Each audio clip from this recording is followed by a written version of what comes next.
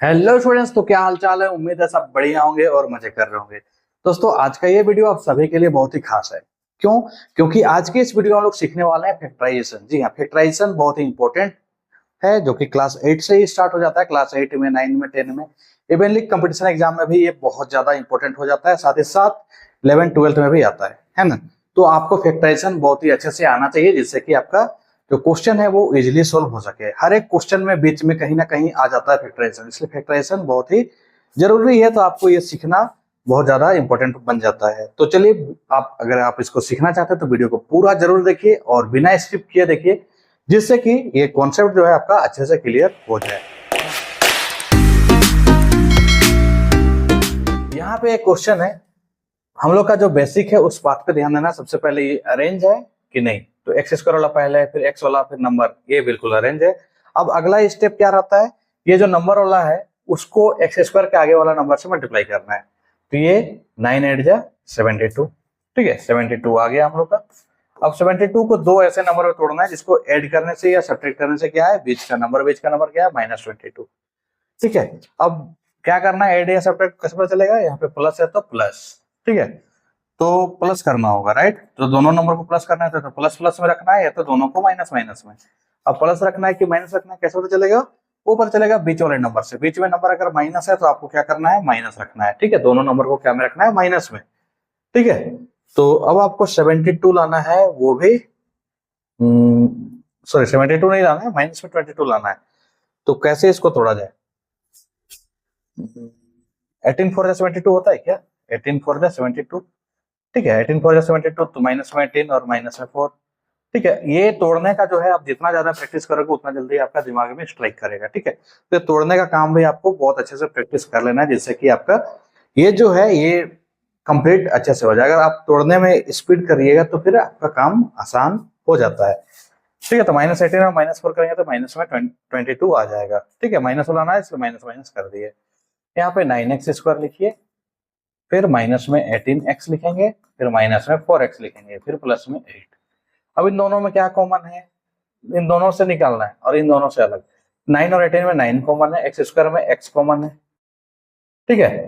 तो 9 निकल चुका है, x² में से x निकल गया तो x बचेगा, फिर माइनस है तो माइनस, ठीक है। 18 देखिए, 18 में से 9 निकाल दी है तो 9 का टेबल में 18 कितना बार में, 2 बार में, x निकल चुका तो कोई दिक्कत नहीं।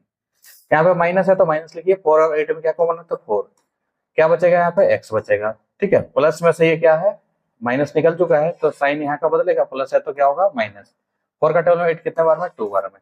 अगर आप देखिए ब्रैकेट के अंदर जो है x-2 दोनों में आ गया, मतलब आपने सही किया है, राइट। तो यही इसका पहचान है कि ब्रैकेट के अंदर अगर सेम आ जाता है तो वो बिल्कुल सही होता है, तो उसको एक बार लिख देना है, फिर 9x माइनस में 4 हो जाएगा। तो यहाँ तक ये हो गया फैक्टराइज, ठीक है। अगर आपको इसका बोला जाए कि इसका वैल्यू निकालिए x का, तो क्या करना है, x-2 इज इक्वल टू 0 कर देना है। उसी प्रकार से 9x minus 4 is equal to भी 0 कर देना है। x-2 इज इक्वल टू 0 था, ये -2 उधर गया तो प्लस में 2 हो जाएगा। 9x माइनस 4 है, -4 उधर गया तो प्लस में 4, x इज इक्वल टू क्या, 4/9, ठीक है। तो इस तरीके से हम लोग इसको सोल्व कर सकते हैं, ठीक है। तो यहाँ पे एक क्वेश्चन और भी है हमारे पास। देखिए, इस क्वेश्चन में भी आपको देखना कि ये अरेंज है या नहीं। तो अरेंज हम लोग को नहीं दिखाई दे रहा है, क्योंकि पहले नंबर है, फिर वेरिएबल वाला, और फिर से x² वाला। तो इसको हम लोग को क्या करना होगा, सबसे पहले अरेंज करना होगा, मतलब ये x² वाला टर्म को पहले लिखना होगा, तो माइनस में x² लिखिए, फिर माइनस में x लिखिए, फिर ये प्लस में 6। अब चूंकि अब आपको सोल्व करना है तो x² वाला टर्म को हमेशा आपको प्लस में रखना पड़ेगा, ठीक है। आप ऐसे माइनस में भी रख के कर सकते हैं, लेकिन ये आपको बहुत ही परेशानी में डाल सकता है, सोल्व करने में थोड़ा सा दिक्कत आ सकता है। इसलिए बुद्धिमानी यही है कि इस माइनस को आप कॉमन निकाल लीजिए, तो माइनस आपका साइड में रहेगा। बाद बाकी यहाँ पे अगर माइनस कॉमन निकालते हैं तो x² प्लस हो जाएगा, ये माइनस वाला नंबर भी प्लस हो जाएगा, जो प्लस में वो नंबर माइनस हो जाएगा, ठीक है। अब इस माइनस को कुछ नहीं करना, बस नीचे उतारते चले जाना है, ठीक है। अब यहाँ पे क्या है, x² का आगे 1 है और इधर 6 है, तो 1 6 जा 6 हो जाएगा। उसे 6 को दो ऐसे नंबर में तोड़ेंगे जिसको सब्ट्रैक्ट करने से 1 है, तो 3 2 जा 6 होता है। 3 माइनस 2 करेंगे तो 6 आ जाएगा। अब रखना क्या है, देखो यहाँ पे प्लस है तो बड़े नंबर को प्लस में रखना है, छोटे नंबर को माइनस में। तो बड़ा नंबर मेरा 3 है, वो प्लस में है, छोटा नंबर माइनस में है, ठीक है। तो 3 माइनस 2 करेंगे तो 1 आ जाएगा। यहाँ पे x² लिखिए, प्लस में 3x लिखिए, माइनस में 2 लिखिए और x, फिर -6 माइनस यहाँ पे x स्क्वायर प्लस 3 है, यहाँ पर से आपको क्या कॉमन निकलेगा तो x निकल जाएगा, यहाँ बचेगा x प्लस 3। ठीक है, यहाँ माइनस है, अब 2 और 6 में क्या कॉमन है तो 2, यहाँ पे बचेगा x। देखिए माइनस जब भी निकालता है साइन बदलेगा, माइनस है तो प्लस हो जाएगा। 2 का 6 कितने बार में 3 बार में। ठीक है, अब आपका काम हो गया है। माइनस है, ब्रैकेट के अंदर सेम आ गया, ब्रैकेट के अंदर वाले को लिख दीजिए, ब्रैकेट के बाहर वाले को भी लिख दीजिए। ठीक है, तो ये आपका फैक्टराइज का आंसर हो गया। लेकिन अगर आपको यहीं पे बोल दिया जाता है कि आप x का भी वैल्यू निकालिए, तो फिर वही काम करना है, कुछ बहुत बड़ा रॉकेट साइंस नहीं है। x plus 3 is equal to 0 कर देना है और x minus 2 is equal to भी 0 कर देना है। ये प्लस 3 उधर चला जाएगा तो ये हो जाएगा -3, ये -2 उधर चला जाएगा तो ये हो जाएगा प्लस में 2। ठीक है, तो इस तरीके से हम लोग x का वैल्यू भी निकाल सकते हैं। उम्मीद है आप लोग को ये समझ में आ रहा होगा। ठीक है, चलिए और भी कुछ इंपॉर्टेंट क्वेश्चन यहाँ पे है जो कि आपको इस फैक्टराइजेशन में मास्टर बना देगा। तो चलिए उसको भी हम लोग सोल्व करके देखते हैं। देखिए यहाँ पे आपका फ्रैक्शन वाला क्वेश्चन आ गया। ठीक है, तो फ्रैक्शन वाले क्वेश्चन से बिल्कुल भी नहीं घबराना है, मैंने पहले भी आप लोग को बता रखा है। कुछ नहीं, यहाँ पे आपको एलसीएम ले लेना है। ठीक है, इसके नीचे कुछ नहीं तो 1, इसके नीचे कुछ नहीं तो 1, एलसीएम क्या हो जाएगा आपका 16। 1 का टेबल 16, 16 बार में 16 इंटू एक्स, तो मतलब एक्स स्क्वायर तो 16 एक्स स्क्वायर, माइनस है तो माइनस। 1 का टेबल 16, 16 बार में 16 2 जा 32 और x, बीच में प्लस है तो प्लस। 16 का टेबल 16, 1 बार में 1 इंटू 7 7। अब कुछ नहीं है, 1/16 कर देना है, इसको अलग से रख देना है। यहाँ बचेगा क्या 16 एक्स स्क्वायर माइनस में 32 एक्स प्लस में 7। अब आपको क्या करना है, ये 16 को 7 से मल्टीप्लाई करना है। 16 7 से क्या हो जाता है 112, 16 7 से कितना 112, तो 112 को तोड़ करके कितना लाना है 32। क्या करके लाना है, यहाँ पे देखिए प्लस है तो प्लस करके लाना है। ठीक है, क्या करके लाना है प्लस करके, कोई दिक्कत, क्या करके लाना है प्लस करके, तो हम लोग प्लस करना होगा। लेकिन लाना किस में है माइनस में, तो दोनों नंबर को क्या रखना होगा माइनस में रखना होगा, दोनों नंबर को किस में माइनस में। तो कैसे लाया जाए, 32 लाना है क्या, इसको हम लोग कितना है 112 ना, 28 से तोड़ सकते हैं क्या, या फिर 4 से, 4 2 जा 8 और 4 8 जा 32, तो 4 और 28 ये दो नंबर ऐसा है जिसको ऐड करने से हम लोग का 32 आ जाएगा। लेकिन दोनों को रखना किस में है माइनस में, तो 1/16 इधर है, इसको छोड़ दीजिए, यहाँ पे 16 एक्स स्क्वायर लिखिए। ठीक है, क्या क्या नंबर है हमारे पास 4 और 28, 4 प्लस 28 करेंगे तो हम लोग कितना आ जाएगा 32 आएगा ना, तो लेकिन रखना दोनों को माइनस में, इसलिए यहाँ पे हम लोग क्या हो जाएगा माइनस, और ये नंबर भी माइनस और यहाँ पर भी माइनस। ठीक है, तो -4x फिर माइनस में 28x और प्लस में 7, राइट। 1/16 उतारते जाइए, इस 16x स्क्वायर और माइनस में 4x, तो इसमें 4 कॉमन है वो निकाल दीजिए, साथ ही साथ x भी कॉमन है तो x भी निकालेंगे। 4 का टेबल 16, 4 बार में x स्क्वायर में से x निकल गया तो x बचेगा, माइनस है तो माइनस, 4x तो पूरा निकल गया, क्या बचेगा 1। अब यहाँ पे माइनस है तो माइनस लिखिए, 28 और 7 में 7 कॉमन होता है, 7 रहने दीजिए, और 7 का टेबल में 28 4 टाइम्स में, और साथ में x है तो x, यहाँ जब भी माइनस निकालना है तो यहाँ का साइन को बदल देना है, प्लस है तो माइनस हो जाएगा, 7 निकल गया, क्या बचेगा 1।